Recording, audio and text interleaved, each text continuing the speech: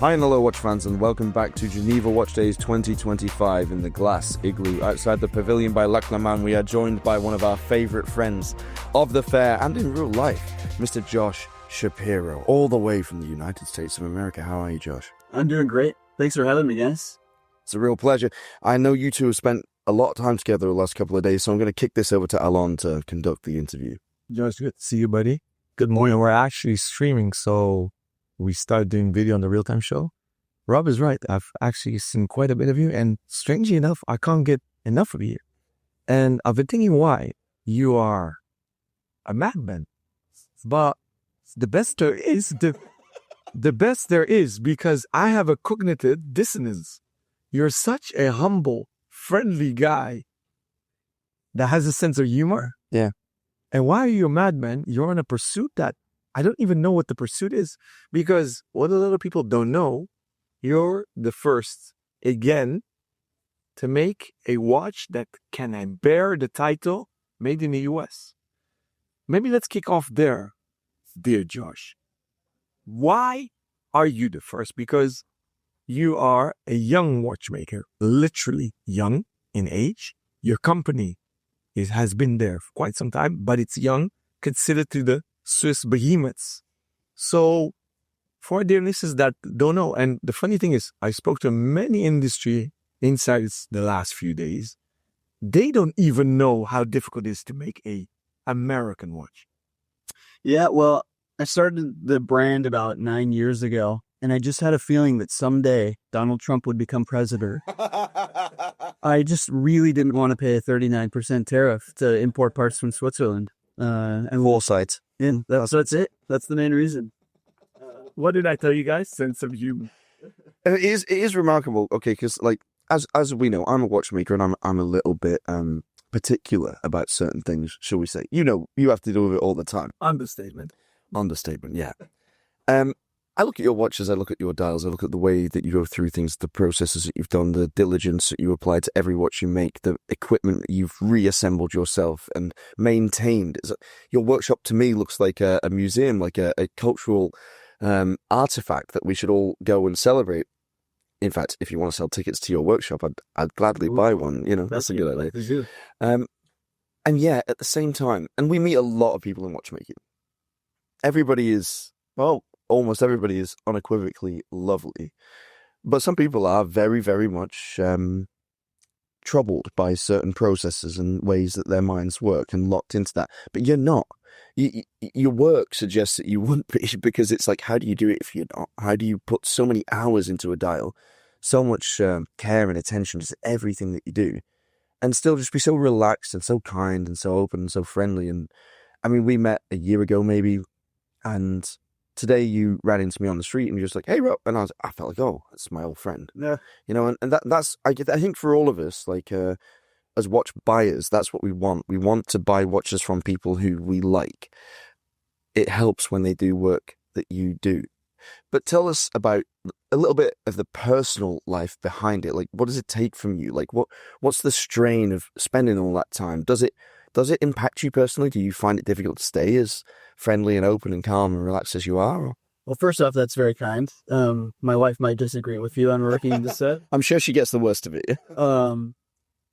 Really early on, a mentor of mine, a guy named David Lindau, who's an incredible clockmaker and has a foundation for guilloche and ornamental trim. Fantastic guy.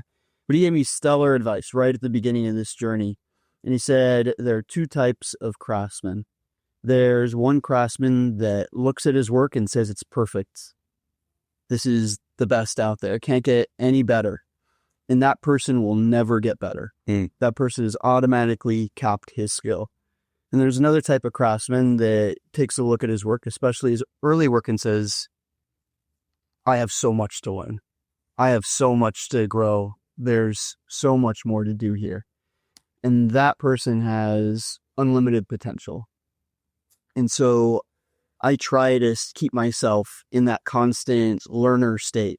And so it started off with skeletonizing watches, and then grew into making guilloche dials, and then making cases, and then now we're making movements.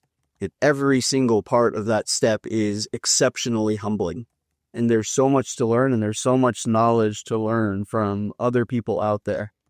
And I think, if anything, staying in that mindset keeps me very, very humble.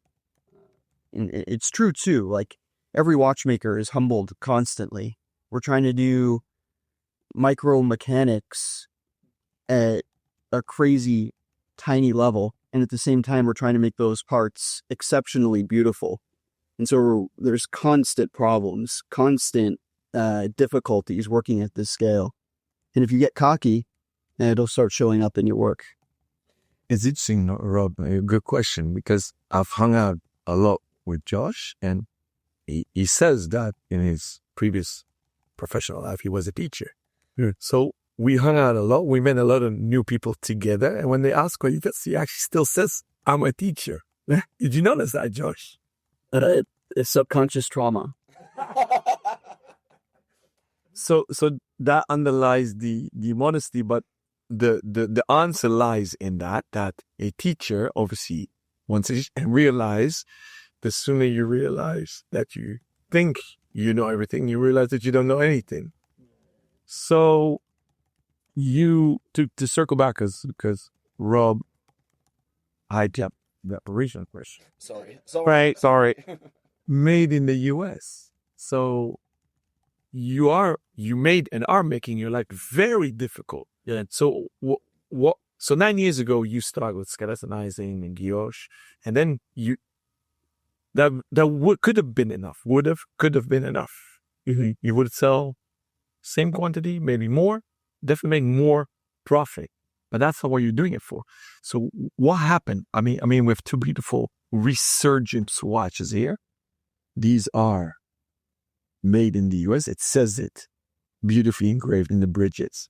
And you're not even doing one. You can customize them. Oh, yes. Yeah. Choose 3 designs of bridges. It's very important customer expression in our watches. It's one of the hallmarks of our brand. And the made in the US is, the United States used to have an incredible watch industry. Yeah. And just like nobody likes to see an animal go extinct, like it's painful to see something that was once amazing dwindle and become nothing. It's the same with the American watch industry. We had an incredible industry and it disappeared. I won't go into the politics of that. And when I pick up an old American pocket watch and see how beautiful it is and know that the company that made it is now an apartment building, it's very, very, very painful. And so it was like a dream someday that maybe I could do something to contribute to this industry coming back. And I just kind of held on to that and tried to see how far I could go. Made in the USA is also an extremely difficult label. Someone can look up, if they wanted to, what it means to be Swiss made or German made from these other countries. But in the United States, it's all or virtually all. And they're very, very serious about that, meaning that a tremendous amount of the components in a watch need to be made in the United States of America. So there's no cutting corners with that. And if you put made in the USA and someone reports you, then the government does a full investigation. The quality of that label is very, very high. And so it meant for us that pinions, dial lines, all sorts of things, all the components that you don't see in a watch that in big horizontal industries are made by different suppliers, all have to be made in the workshop. Heat treating has to be done in our workshop. No cutting corners. I have a question from my personal experience of making watches in Denmark, which is not a nation that is modern day known for horology.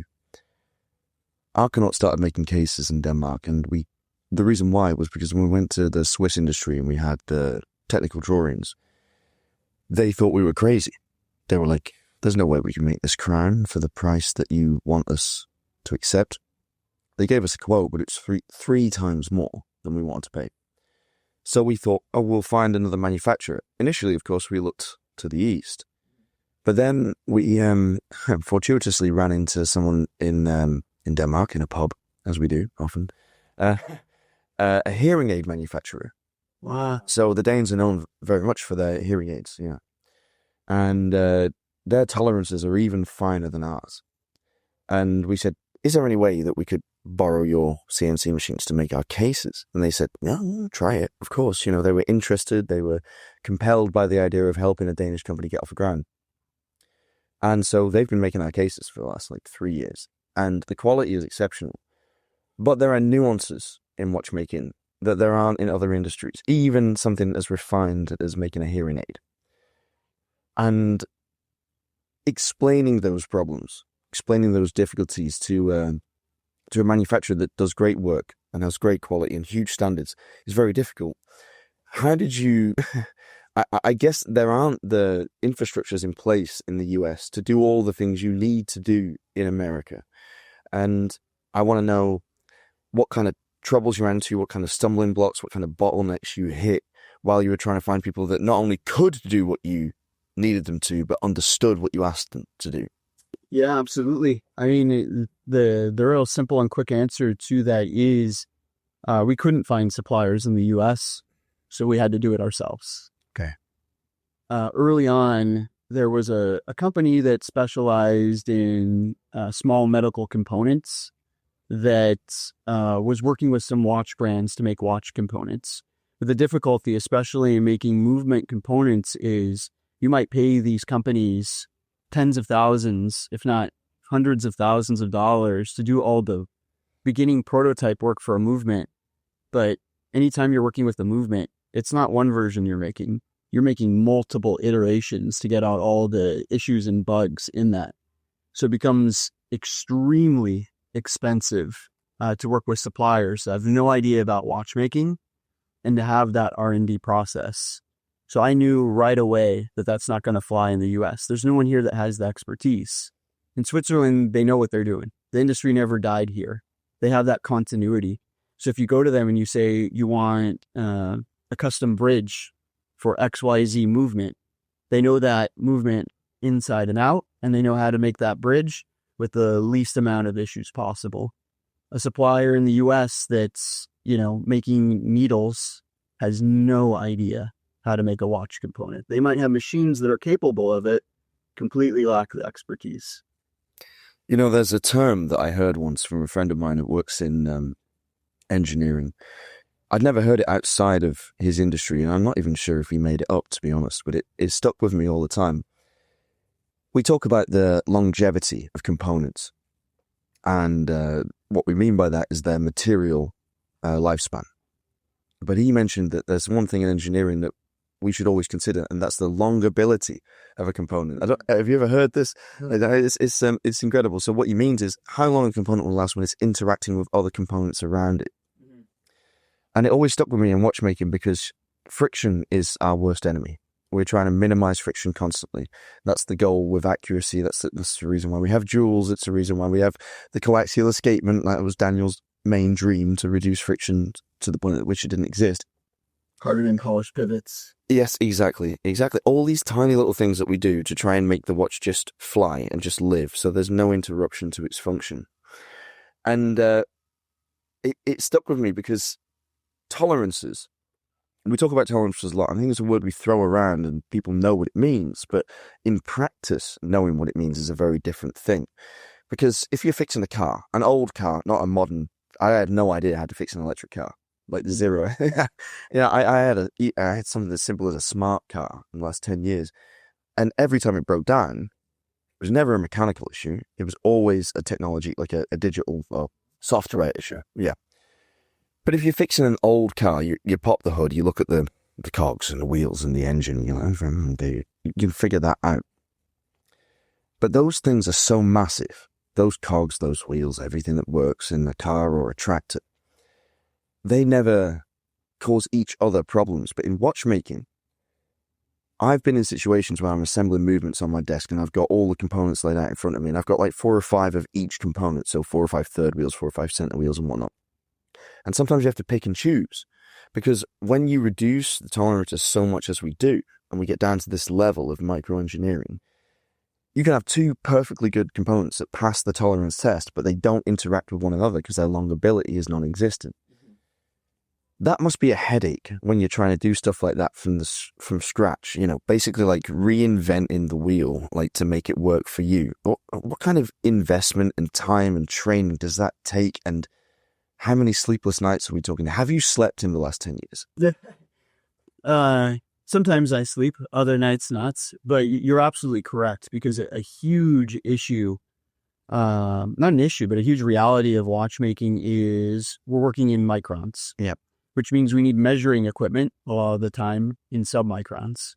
So one of our CNC machines is accurate to the submicron, and so we have to have an $80,000 measuring machine to be able to measure what the $1 million CNC machine is doing. And, we have drawings that specifically outline like the tolerance levels that we need to be in. And you know what? If the tolerances are out of tolerance, it doesn't matter how finely finished or how expensive that part was to make. It's a watch. It doesn't work. Yeah. That automatically answers the question why the ticket price is the ticket price. And we'll deal with that maybe later. I'm not sure it does. I think the ticket price is far too reasonable, to be quite frank. Yeah. Because I know what it's like making watches when we buy movements in. This is incredible. Exactly. And you teed up it perfectly to what it does. Do you want to take it further, or should I jump in? Go ahead. Because I have a segue on the $1 million machines. We have mutual friends with friends who are the AHA, and you guys came here last year to launch that partnership, that collaboration, where you basically were the center of attention, which you usually don't like as a person, because you are a madman. They came to you, the partners of the AHH, our friends from Ming, because they wanted a Tantalum bracelet, and you have an obsession with Tantalum. So start off with that. What is your obsession with Tantalum? So it's a great question. So originally in the Infinity series, we started out, we were just making dials and hands. We were buying in the case and buying in the movement. And as I had this dream of restoring American watchmaking, I wanted to continue to push the envelope in a way that would get respect from my peers in an international sense. So we went really far with guilloche dials, hand-turned guilloche dials doing it the classic way. I tried to take it to the next level with the Infinity Weave.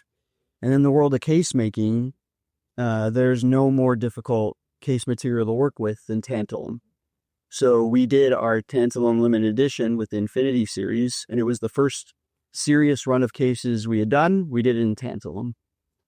And for us, that made us feel that there's nothing special in the water in Switzerland. We're in the United States. Yes, we did guilloche dials. Others have done that.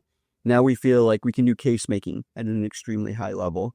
And that kind of prepared us for the next step, which is the hardest of all, which is doing movements completely under one roof. Now, nothing can really prepare oneself for that. It was much harder than we could have ever possibly imagined. But working with tantalum was extremely challenging. But now that's something that, we invested a ton of money in and have that expertise. And so we can offer it in the resurgence. We made cases for Ming, we made that bracelet, and there's other projects we can do now with this very difficult material. So a quick one-on-one of tantalum. Take us from ore. Where is it found? What is it? What family is it in the precious metals? Or is it a precious metal in the families? And why is it difficult to work? So platinum, we know, behaves a bit. I always take the metaphor of clay. So it scratches differently. It's harder. To make an alloy of it, you need 5% to make it softer. Whereas gold, we for those that maybe are not familiar, 18 karat worldwide is a bit of the bar. So you'll see 750 out of 1,000 engraved in cases. That's our jewelry. Walk us quickly through tantalum, please. Sure. I got a good metaphor for it. If you have a carat and you're peeling a carat, the carat is most horological metals, gold, steel. Those slices of carat come off very easily, very nicely. So imagine you now have a gnarled root, and you use the same tool that you were peeling the carat with, and you try to, take slices of this gnarled root off with your knife. that knife, it might be able to do it, but it's going to get dull really quickly, and it might snap eventually as well. So tantalum doesn't want to make a chip, is what it's called in the industry. Mm. And as a result of that, it wears out tools really quickly. And the issue with that is tolerances are extremely important in watchmaking. So if the tool that is cutting the material is not removing enough of it, you're not going to have a part that's to tolerance, and you're going to go through your tools really quickly. So that's the difficulty. And there's a big sort of misconception out there. People assume tantalum is hard, but where that confusion comes from is it's hard, difficult to machine. It's actually not that much more hard as a material than 18 karat gold, but it's very difficult to work with. It's hard to work with. Would people also confuse the term hard because the sort weight is high? So if you have the same mass, we always compare sterling silver to gold to platinum. Correct. If you have the same mass, it has a higher sort weight. The funny thing is we have a pursuit of lightness in watchmaking, so we use titanium. Sometimes you just like the heft of precious metals in your hands or on your wrist. I love the grayness of tantalum because it reminds me of titanium.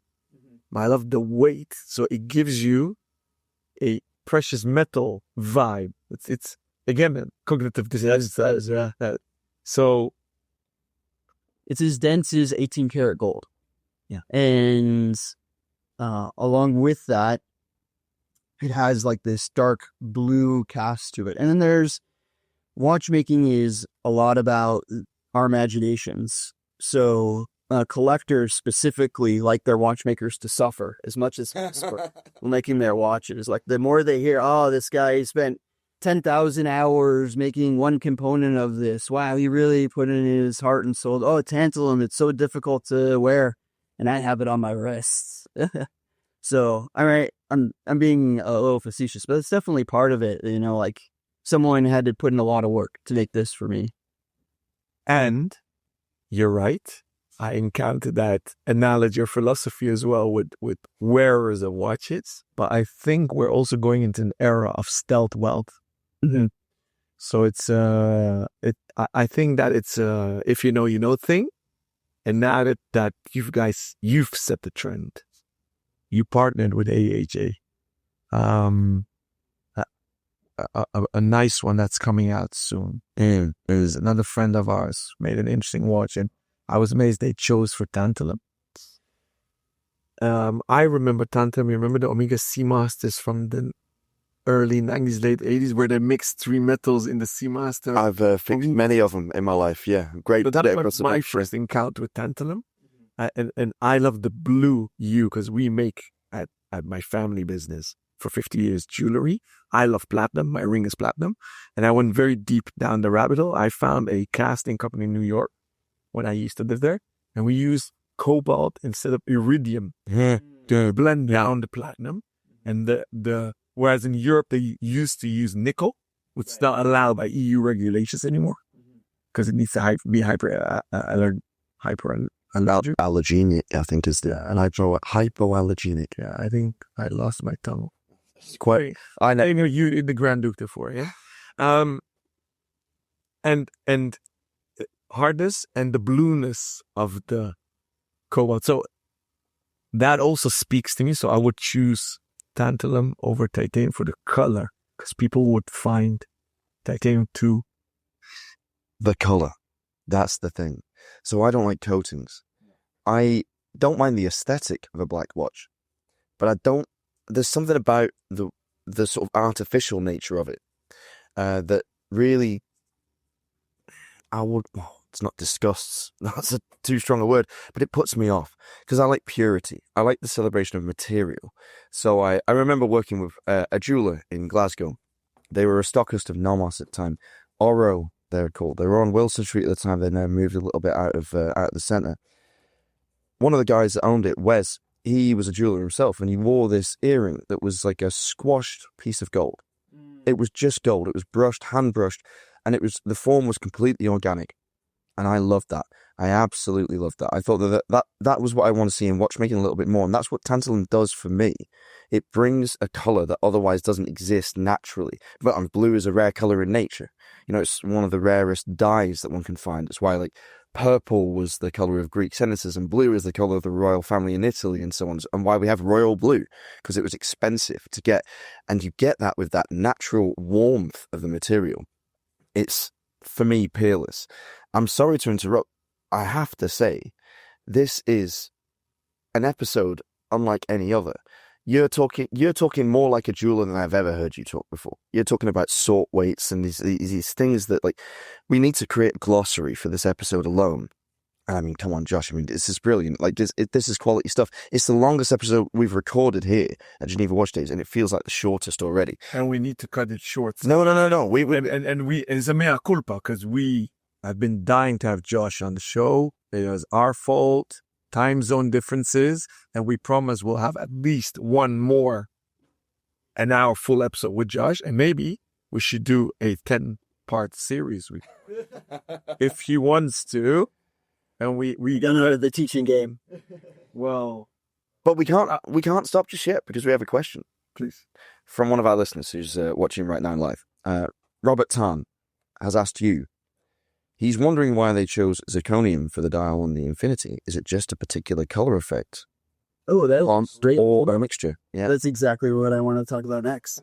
Very well. Fantastic. Let's go. So we were talking about material. So I'd say my passion for making watches and movements, storing American watchmaking, all that is number one. Number two is I love exotic materials. You know, we've worked with meteorite in the past, worked with tantalum. So one of my newest favorite materials is zirconium. Zirconium, not the ceramic, is a metal that's right next to titanium on the periodic table. And it's not quite as light as titanium, and it's not quite as strong as titanium, so it doesn't get used as much in the industry. So we've been using it for dials for a little bit now. And the cool thing about zirconium is you heat it up to a red heat, and when it cools, it oxides to a dark charcoal color. And I hate using plating. With guilloche dials, if you do the plating and it fails, the dial is scrap. So when we discovered this with zirconium, it's nothing new. Knife makers have been doing it. I was thrilled. And so our latest resurgence that the guys are looking at right now, we also made the case out of zirconium and then heat treated it to a dark color as well. It guilloches nicely. It can turn black. And we've also been experimenting with its blues as well, because it can also blue super nice. So this whole trip, I've been excited to share all the neat things we've been doing in zirconium, and that's my new favorite alloy. Does it blue evenly? Very even. Okay, interesting. It's magic. How do you prefer to blue? Do you hand blue with a flame or in an oven, or? So we do all three. All three methods that are common in watchmaking. Like on that watch, you're holding the Resurgence, the steel components, they're all purple. We did those the old-fashioned way. We did that on a piece of brass, open flame, heating to a purple. The case and the dial, we did with a torch, just torch directly on it. And then for getting blue with zirconium, we've both done it with a hot plate, torch, and in an oven. Do you see him firing up, guys, girls and guys watching? Do you see him getting fired up? Now, the tantalum, he was getting worked up, but that's an old love. You see the new flame? Yeah. The pun is perfect. I mean, we were chatting off air. Like, I love bluing. I love hand bluing. That was the one thing, apart from fixing quartz movements that nobody cared about, that I was good at when I was a watchmaker. But it takes the delicate touch and that look. You know, you got to look into the material. You got to see when it's about to go, because you don't just predict where it's going to go. Exactly. And purple is a hard color to get. It's my favorite that you can get from heating. It's just before the sort of royal blue that people get on the screws, and if you go too far, you go into the royal blue, then you go into the cornflower blue, then you go back to basically white steel. Yeah. Hitting that mark to get a homogeneous purple on a honestly, this is the nerdiest podcast we've ever done. I absolutely love it. This is great. We're talking about actual watchmaking. People say, "Oh, what's the real-time shows like Raison Tetra?" It's like, this is it. This is to talk about these things that we do. And people say, why are watches expensive? Because it's easy to get that wrong. We think we're teachers as well. You guys are all. That's what a podcast is. You're educating people about something new. So we always say we're here to share the knowledge and the passion. That's it. That's our raison d'être for the Real Time Show. Rob, our guest, is waiting. David Vaucher is waiting outside. He's here. He actually exists. He exists. He's a real. I missed him yesterday. Well, he did a lot of work yesterday. He was on the podcast all day yesterday, so you'll enjoy watching that back. Yeah. Glad you. Josh, as always, pleasure, man. Genuine. This is wonderful. I don't want to end it. No, maybe. We'll see this as a little teaser. Yeah. And amuse for Amuse-bouche. Gentlemen, I appreciate your time. This is wonderful. Great way to start the day. I have to ask one quick question. Please, let's go. We have another question from a listener. And it's pertaining to exactly what we're talking about. Nikolai from Copenhagen. Nikolai Lund. He asks, what is the temperature when zirconium turns blue? Higher or lower than steel? And is the tolerance higher than on steel? So it has a longer bluing period. It stays that nice blue color for a longer period of time.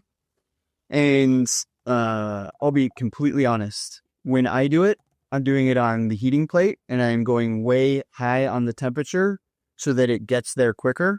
I don't know what our team is doing for the oven temperature for the consistent blue that we're getting in the ovens. But it's a little bit higher than with steel. We should do a live show. Shit. In Josh's workshop. That'd be wonderful. Filming all your stuff. Cali dreaming. Absolutely amazing. All right, Josh, thank you so much. Man, pleasure. Always. Thank you. We need to get on the mic again immediately. So all of you listening and watching, follow, like, subscribe, comment. We'll see you in about 45 seconds for more content.